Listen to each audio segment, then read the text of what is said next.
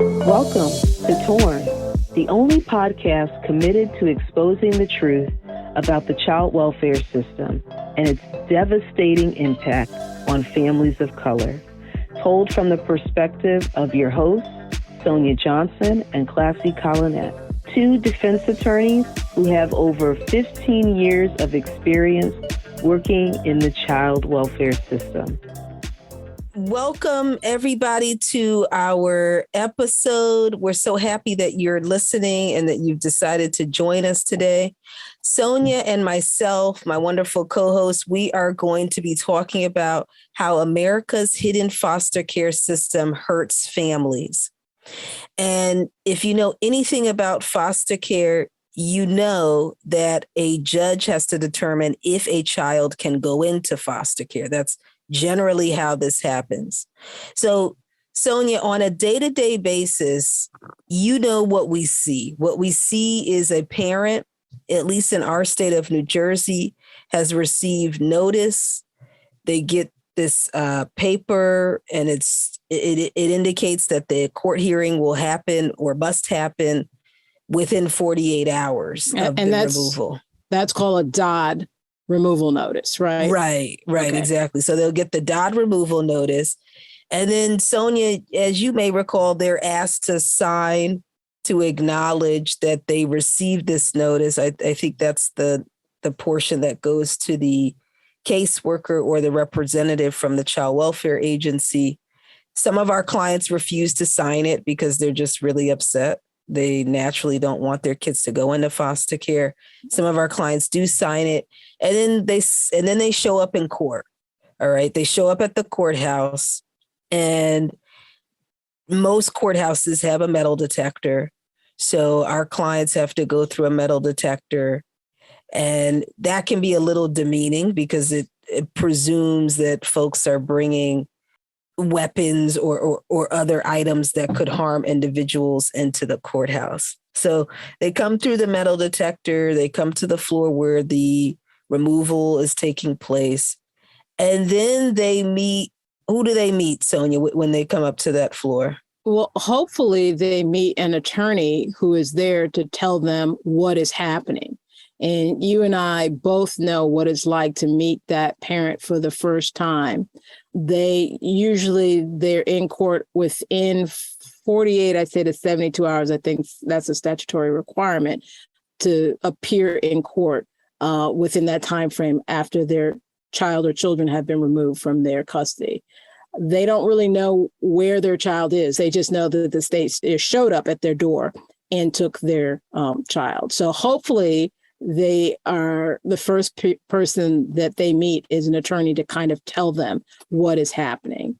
And, you know, what we tell them and what I tell my clients is I explain to them that the state, unfortunately, does have a right when they think that a child is at risk of harm to remove the child.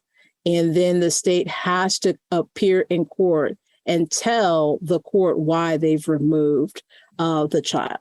And Sonia, let's talk about how much time does defense counsel get to talk to their client on the day of this removal, which, by the way, is the very first hearing that a defense counsel is meeting their client and likewise client meeting their defense attorney. Right.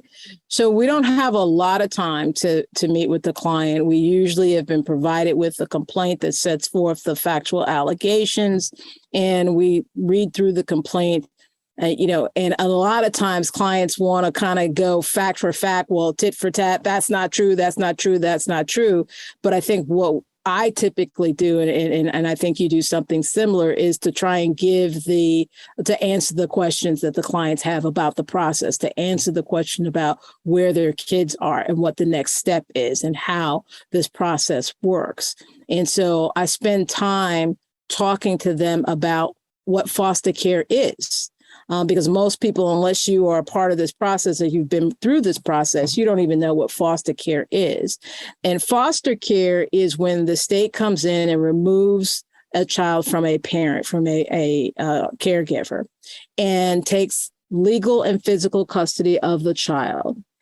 The state then will place that child with an individual, and that individual will be responsible for providing the shelter, food, clothing, and care for the entire time that that child remains in state custody. And in this state, we use the term resource provider in this state, but most people recognize the term foster care and foster parent. And so that's when we talk about resource parents, that's what we're talking about, foster care.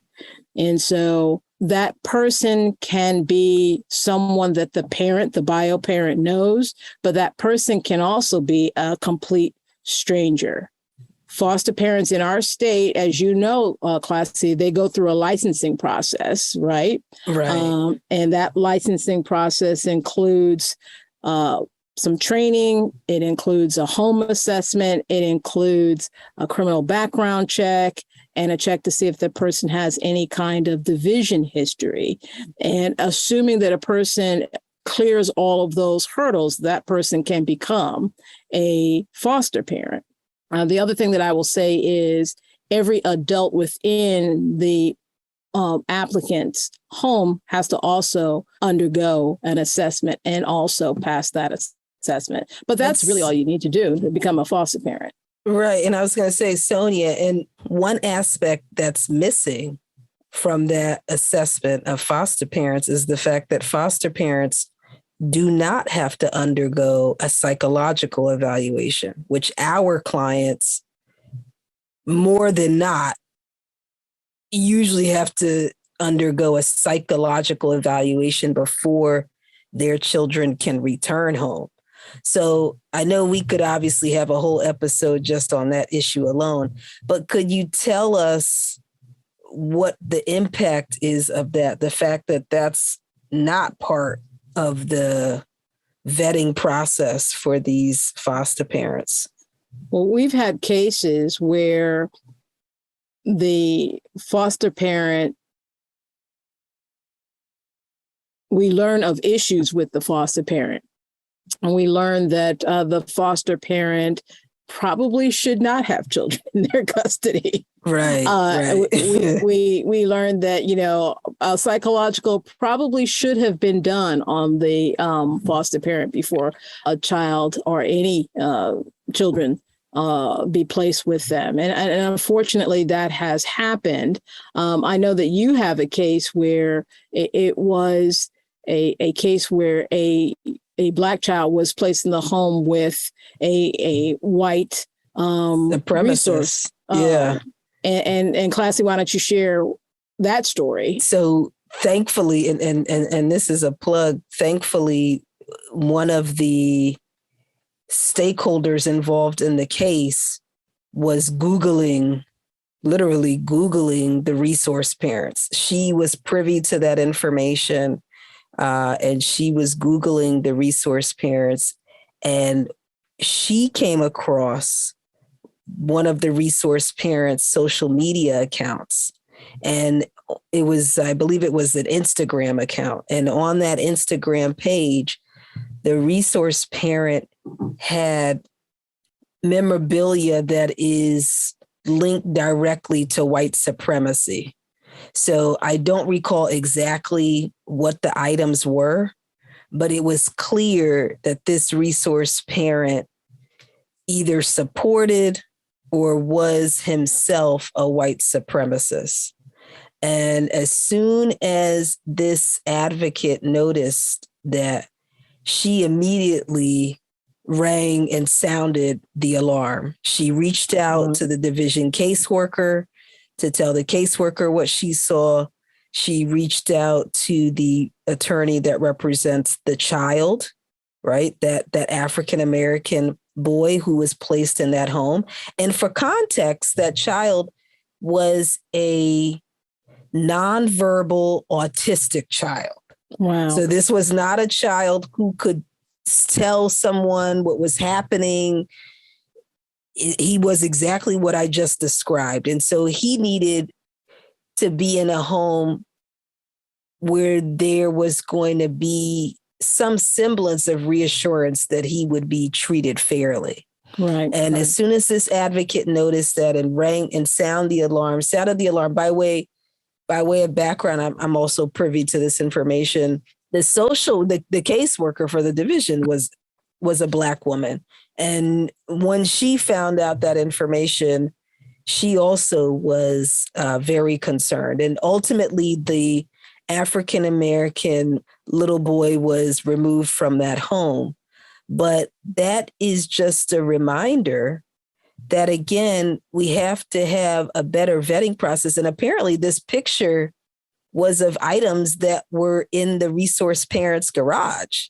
So it wasn't even like they weren't in plain sight, right? So you just talked about, Sonia, how resource parents part of it is they have to have a home evaluation. Now, my question is, did anybody go in that garage? Right. Because he wasn't hiding it. It was hanging right on the wall in the garage. Of course, very conveniently, once the caseworker put the resource parent on notice about the items that were posted on the Instagram account, those pictures were removed from Instagram. And of course, by the time the caseworker got over there, the items that were pictured in that picture were gone. Right. But yeah. Very convenient. Yeah. Very convenient, and highlights again the fact that there seems to be a lot more scrutiny placed on our clients. Right. Who we talked about in an earlier episode usually are getting involved because of issues related to neglect, not because they've actually done something egregious. And then the foster parents seem to skate through any vetting process, and often at the peril of the children that are in their care. I think the other issue, though, is that there doesn't seem to be a process to ensure that you're putting the right kids with the right people, the right temperamented people. Can you pass this very limited licensing process? And, based upon the story that you shared, the state doesn't always get it right. But, we do have this foster care system in this state. One of the things that I wanted to point out, and this, Classie, is that a foster parent can be a relative, but can also be a non-relative, and in some instances, can be a complete stranger. And that we prefer when the foster parent is a relative. And I've had a ton of cases where the foster parent is grandma. And grandma, we like when grandma is the foster parent. And why do we like when grandma is the foster parent, Classie? Absolutely, because our clients have much more interaction with their children. They have some semblance of normalcy. They can go to grandma's house for dinner. They can all go, if they worship at a place of worship, they can all go to church together. They can go out to the mall. I mean, it's much more convenient for the parent. And really, I believe it gives the children peace of mind as well. They know that they're going to be able to see mom or dad in whatever, based on whatever arrangement grandma can accommodate. And usually grandma, of course, has an open door policy. So it's whenever you want to come over, you can hang out. You just can't spend the night. Right. I know that's always a biggie. Like you can't spend, although I do have a case where the child welfare agency agreed that my client could spend the night. It was for the holidays. And that was very nice. But that is rare. That is rare. Yes. I couldn't believe it. They said, "Oh no, she can spend the night for." It was for the Christmas holidays into the New Year. So yeah, but that is rare because I've had many cases where I try to get overnights for my client, and they say, "No, the regulations say that that's not allowed." But having grandma is great.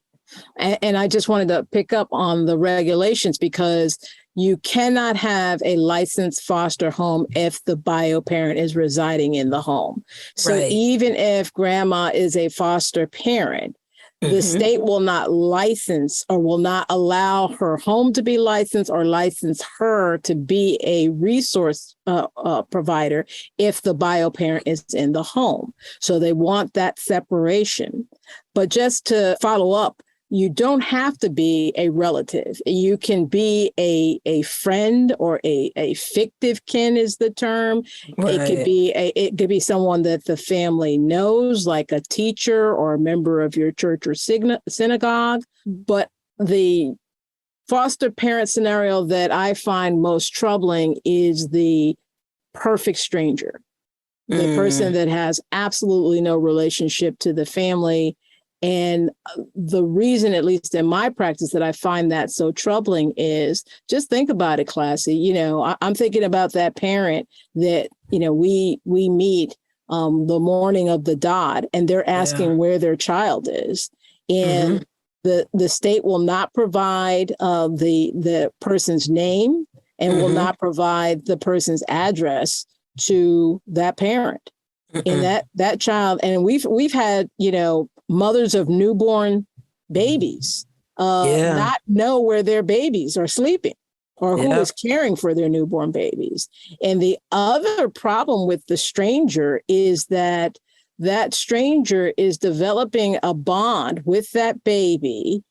And that stranger is being put in a position to have a primary bond with that baby when the bio parent is not.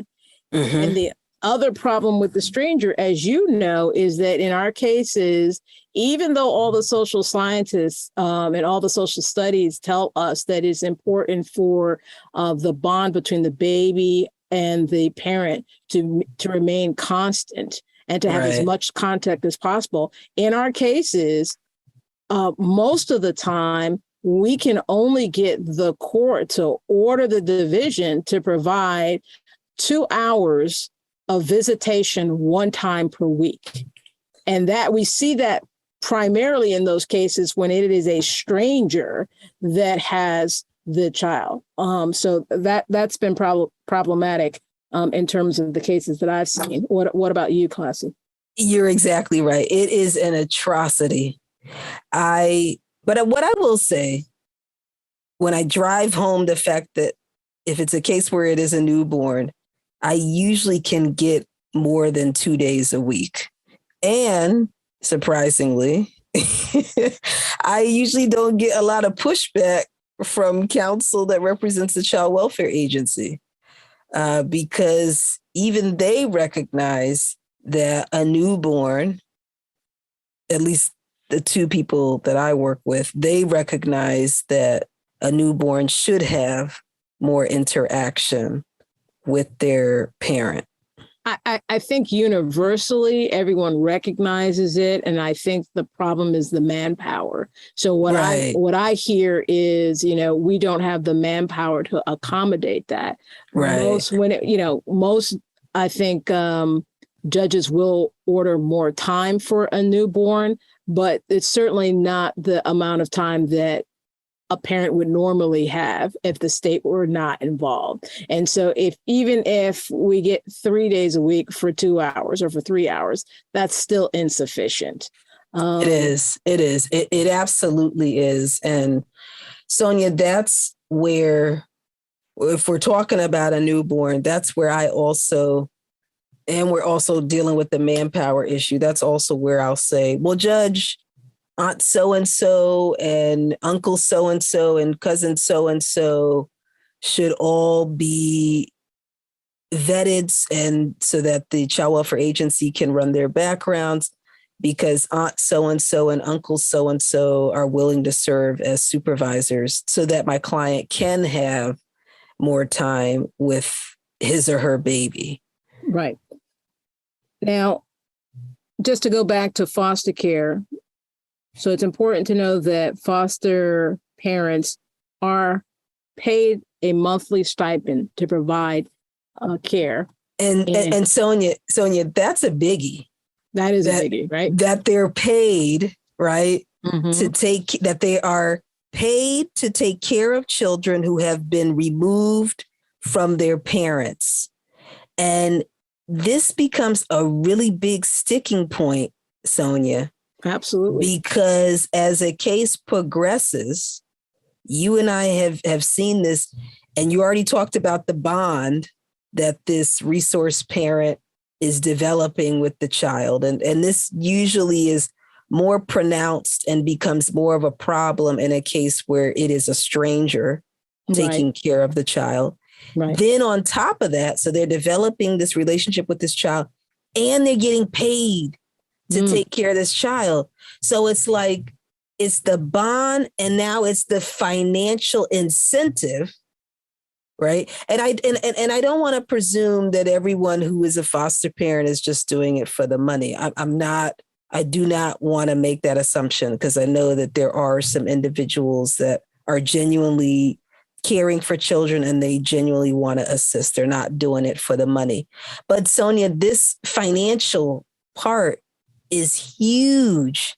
It is. Because our cases, one, they stay open for so long. But Sonia, tell us how much these foster parents are getting paid in the state of New Jersey.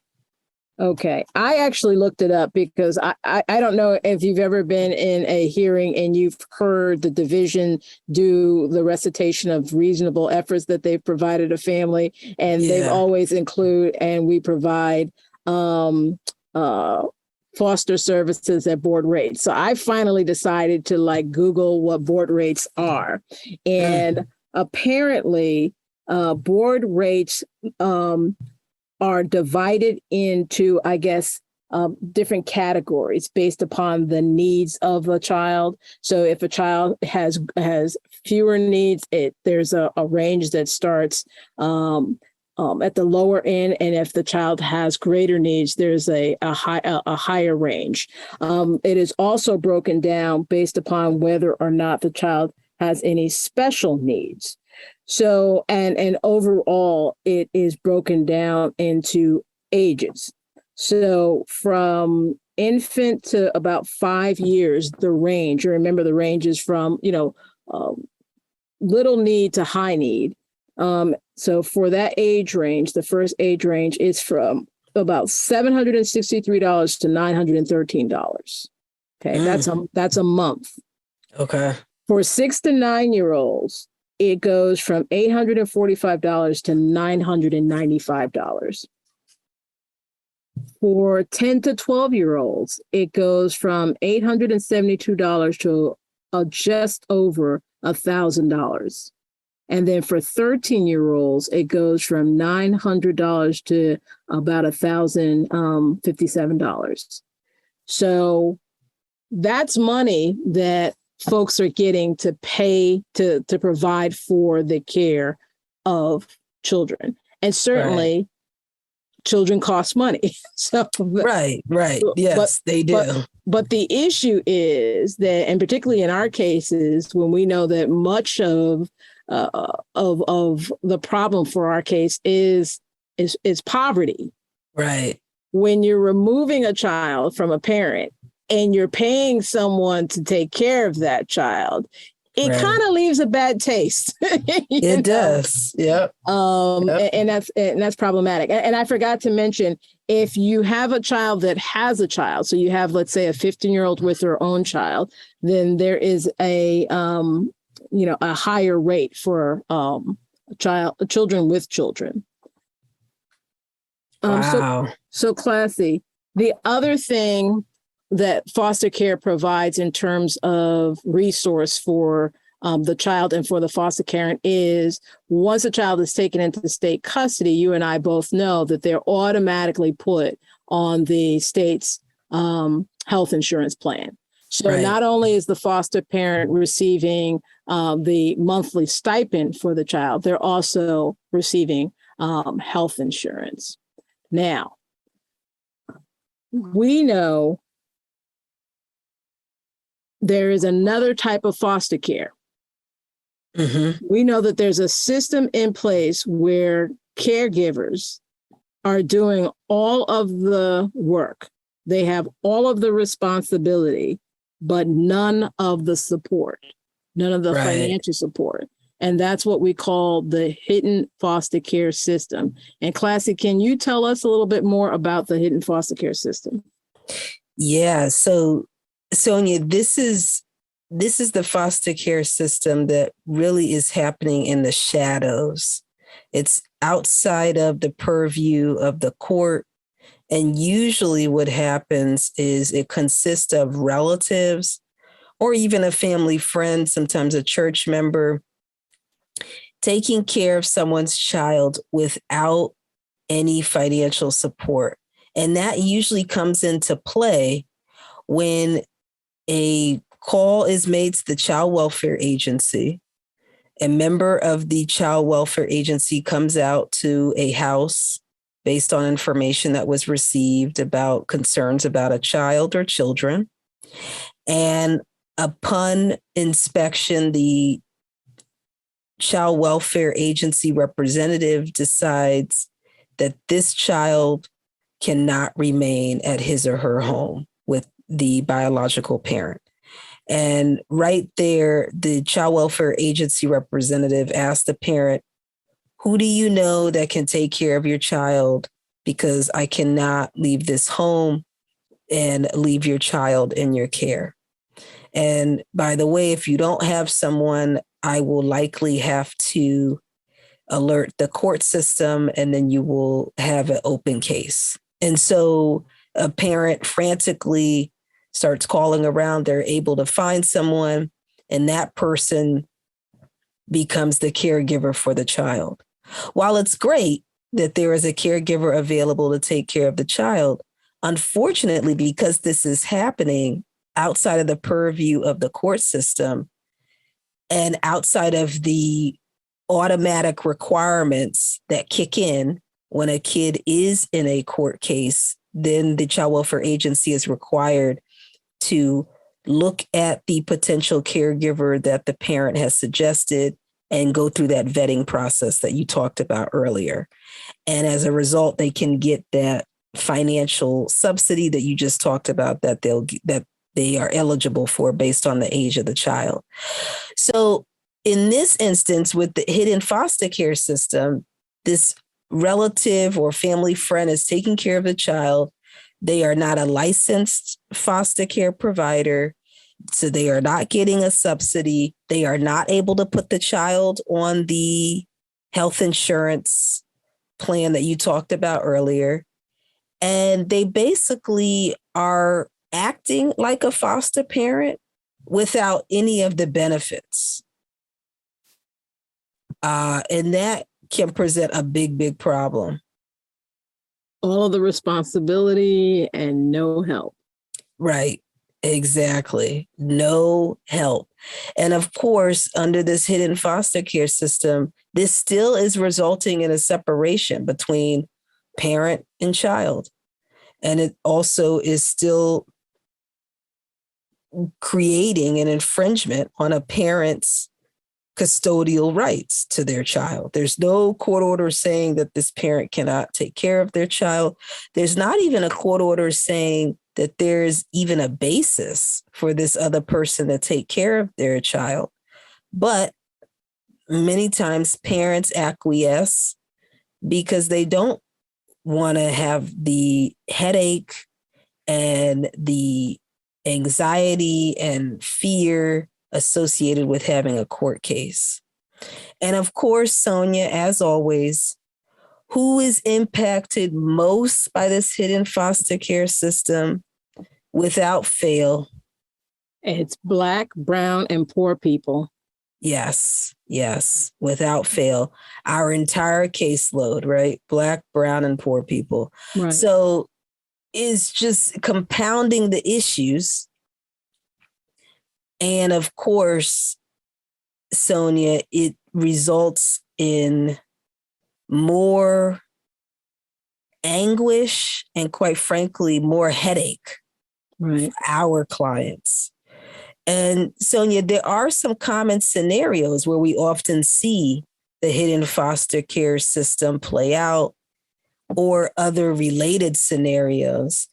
And one of those scenarios is what I just described, where there's no litigation, and a parent acquiesces just because they again, these representatives from the Child Welfare Agency have a lot of power.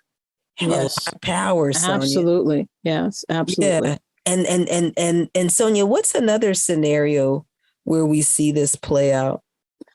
Well, I know you and I have had cases where we've seen cases, I should say, where a family is about to be court involved.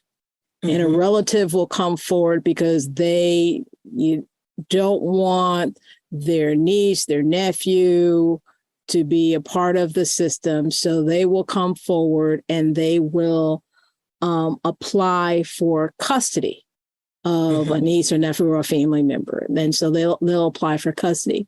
And that can be good, but there are problems with that as well, because even if a relative applies for custody and the court grants custody, the relative must be in a position financially to really be able to take care of that child, because they're not going to get any assistance from the state. They don't get the board rate or the stipend that we talked about.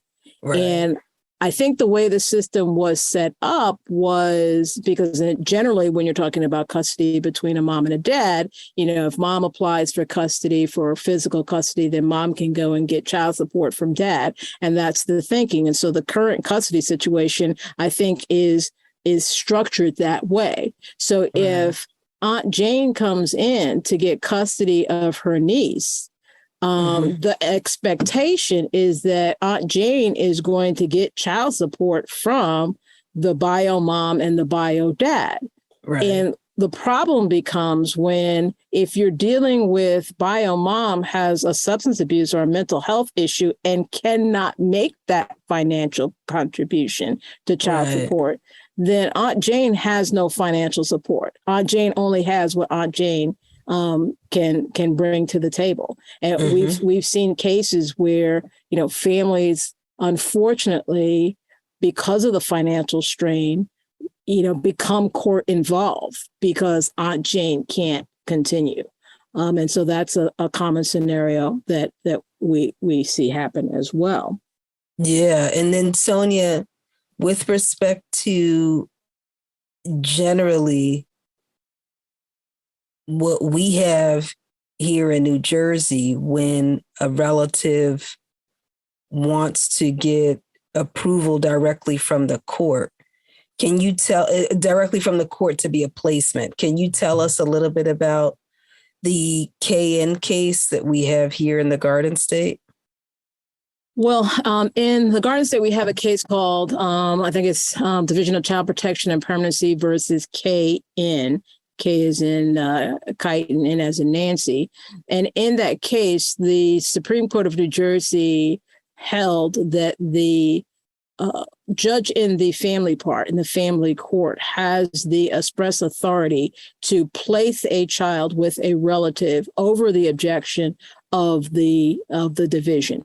And so what that might look like is if grandparents are trying to get their grandkids who are in state custody, who are in foster care, they come in and they apply to be foster parents.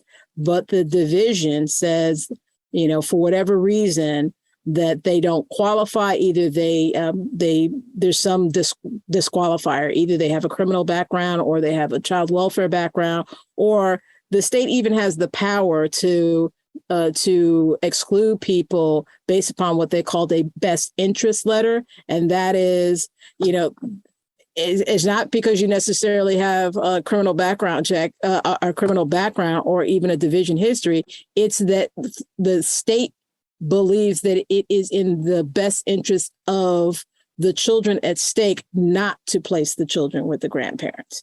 And so this case allows a relative who has been denied a license to be a foster parent to petition the court to become a placement. And placement is just a fancy term. The kids can stay there. Right. You won't be a licensed resource parent. You don't have that authority, but the court is saying the kids can stay there. And so while that may be a good thing in the sense that the kids are with family, that can produce some of the same hardships that you were talking about, Classie, because we know that when that happens, again, there is no financial support. Right. And, kids need things. So, but that is the Cayenne case. I do also just want to talk a little bit about, because we do know that this happens a lot, that there are relatives out there who are caring for kids that they love and that they are providing great care without any financial assistance from the state. I know I had a case, Classie, and it was an aunt who took on, I believe, her sister's 4 children. And she and her husband were working. They had, I think, 2 kids of their own. And they were trying to make it work. And they were trying to find resources throughout the state that could assist. And I got involved with their case and started doing some research. And I kept hearing the term kinship navigator. And I know that I reached out to kinship navigator.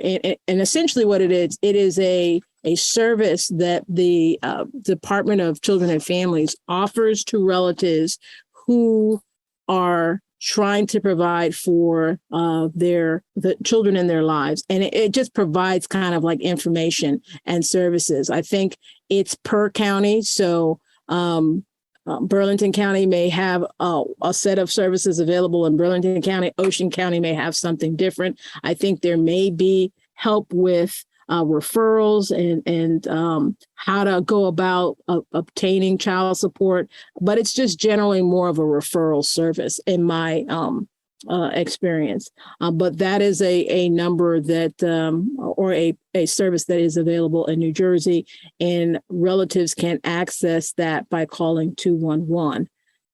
Have you had any experience with Kinship Navigator? I haven't, Sonia, but Sonia, you talking about that reminds me that we also want to touch on what are some of the concerns that families run into as a result of the hidden foster care system.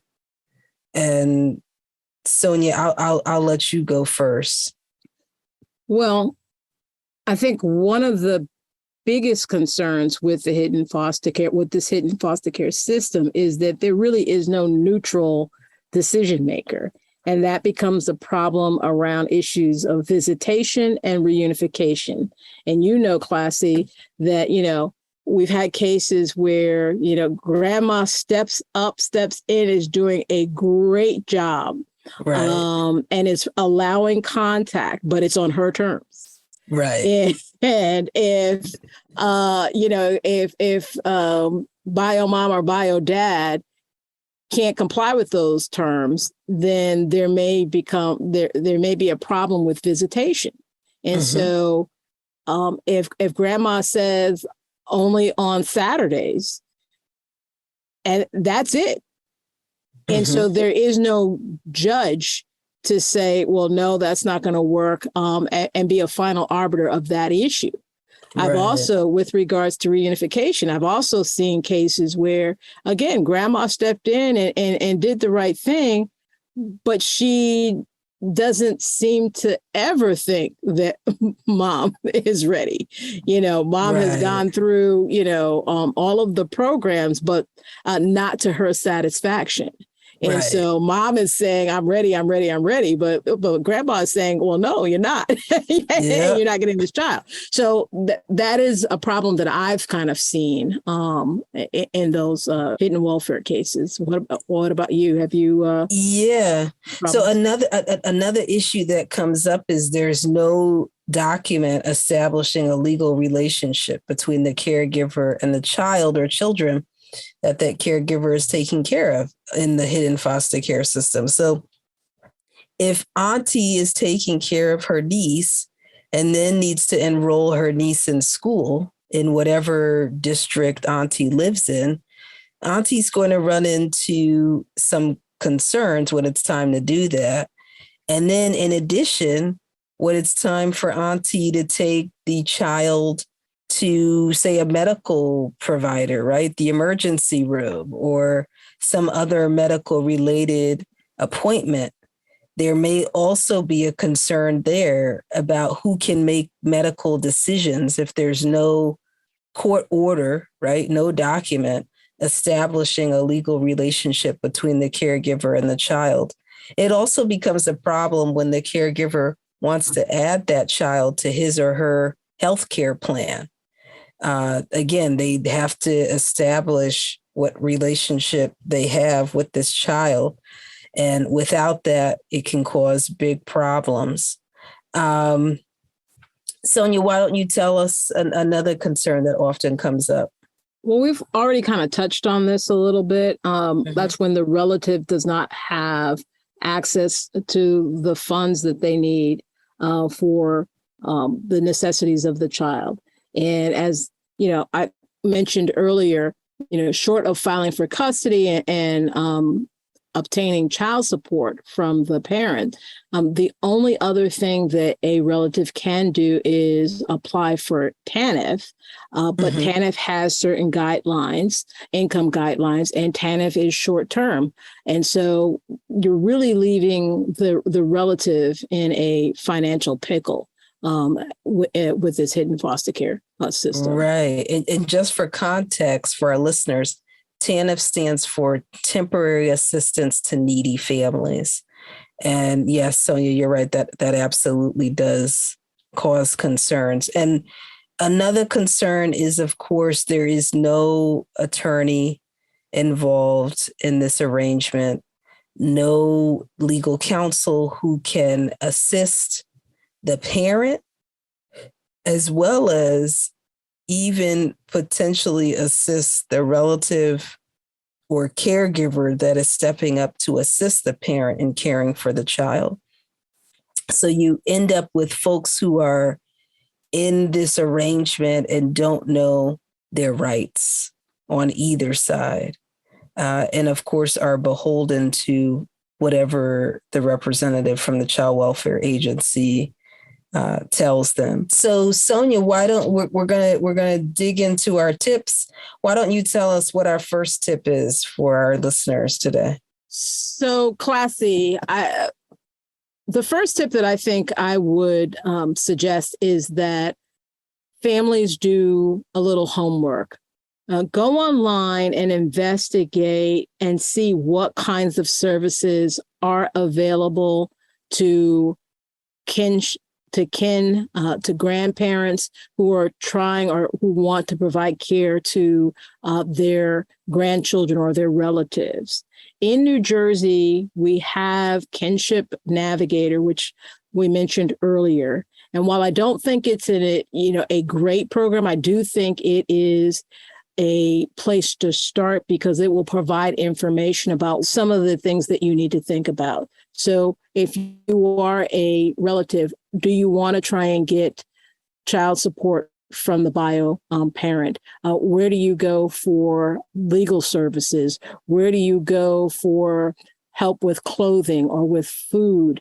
How do you even go about applying for TANF? Those are the kinds of things that I think Kinship Navigator can help with. And based upon my experience, it depends on your county what the service will actually be able to provide. And if you don't live in New Jersey, you want to try and find something that is equivalent. The information is out there. You're just going to have to do a little digging for it. But I think that is at least a good place to start. And Classie, do you have another tip? Yes, I do. And before I give this tip, I just want to give context to it. So I had a case where I represented the biological mom, a wonderful person, and she has a mental illness, and her mental illness sometimes causes her to act irrationally. And it also is clear that because of her mental illness, she needs supportive individuals living in the home with her while she's raising her 3 children.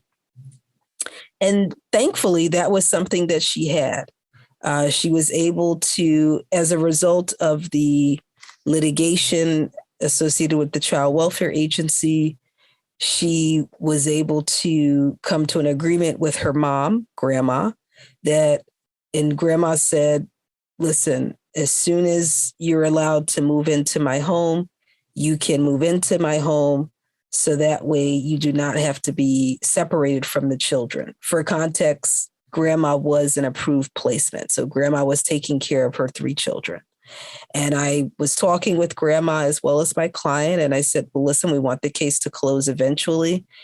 What arrangement can be set up so that way the judge is satisfied as well as the Child Welfare Agency is satisfied that the kids are going to be safe. And Grandma said, Mom, her daughter can live with her. My client can live with her, and they can live in the same house and raise the kids together. So that way, if my client has an episode with regard to her mental illness, Grandma will be right there to assist. And I said, okay, great. That sounds wonderful. Now, the problem is the case did eventually close with that exact arrangement. My client shared legal custody with the grandmother, and the court gave the grandmother physical custody. And this was all with the consent of my client, because this wasn't going to be a case where my client's rights were going to be terminated. So it sounds like a great ending. And in some ways it is, but in some ways it was not. Because remember, I told you Grandma was an approved placement. And so while she was taking care of her 3 grandchildren, she was getting that subsidy that you just talked about. For each child, there was a subsidy associated with that. And that subsidy was crucial for Grandma, because Grandma was raising these 3 kids on her own, okay? And Grandma did not have a lot of resources outside of that subsidy that she was getting. So upon closure of the case, that subsidy went away, because my client then moved into Grandma's house. And per the regulations, my client cannot live in the same home while Grandma is still licensed to be a foster parent.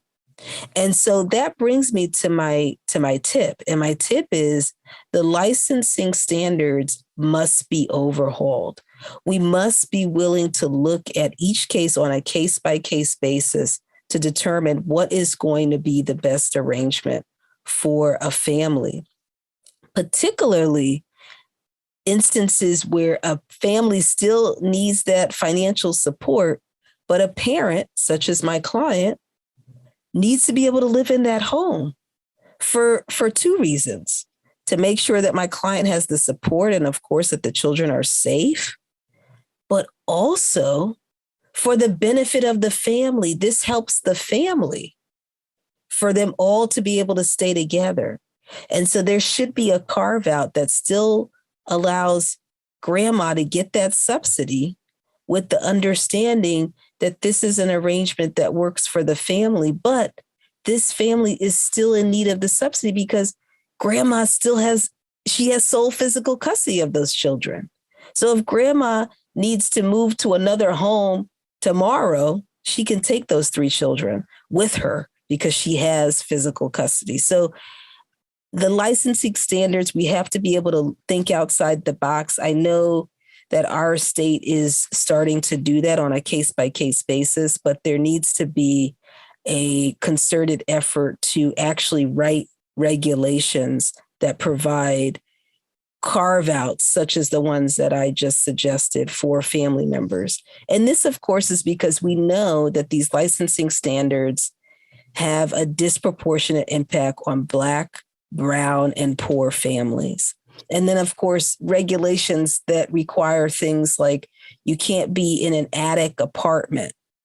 Well, many of our clients, again, are poor. And so the relative who's stepping up to take care of the child may only be able to afford an attic apartment. So we also have to be cautious and as well as creative in coming up with solutions that work for families as opposed to leaning on regulations. Absolutely. Classie, I just had a question about the mother with the mental health issue. When her mother was licensed, where was she living? My client was living on her own. She was going really from place to place. She was couch surfing, for lack of a better term. She'd spend a couple days with this friend, another couple days with that friend. She didn't have a steady place.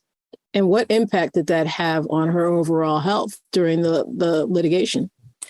Huge impact. I'm so happy that you asked that question. It was huge, Sonia, because I just told you she had a mental illness, and her mental illness was, I believe, exacerbated by the fact for two reasons. She didn't have a steady place to live, but then she also was separated from her children. Right. That was just, it was so devastating to her. In this case, thankfully, I was able to work very closely with the other counsel in the case who represented the children, as well as the court-appointed special advocate. All three of us agreed that my client should be able to live in that home with grandma and her children.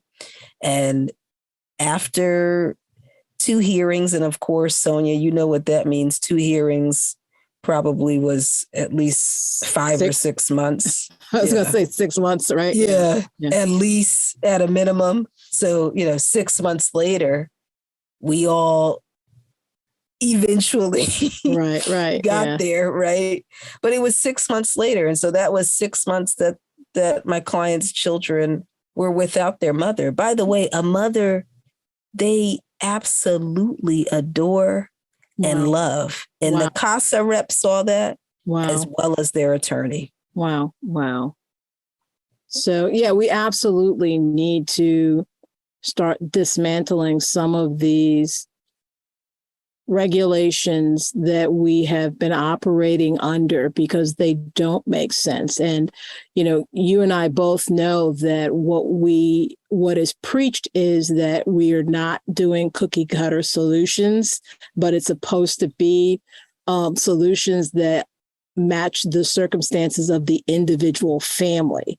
And so I would love to see the day when we actually do individualized programming and individualized care for these families, because it sounds like these kids and this family went through 6 months of separation when they really should not have. No, not at all. It sounds like it would have been a good thing for mom to be stabilized in the home with her mother and her children. But because of the current regulations, that could not happen. Right. Yep. Absolutely. Well, thank you all for listening. This has been great. The opinions and views expressed on this podcast are those of its hosts and guests and represent our own lived experience. The views and opinions expressed do not reflect those of any agency or organization with which we may be associated.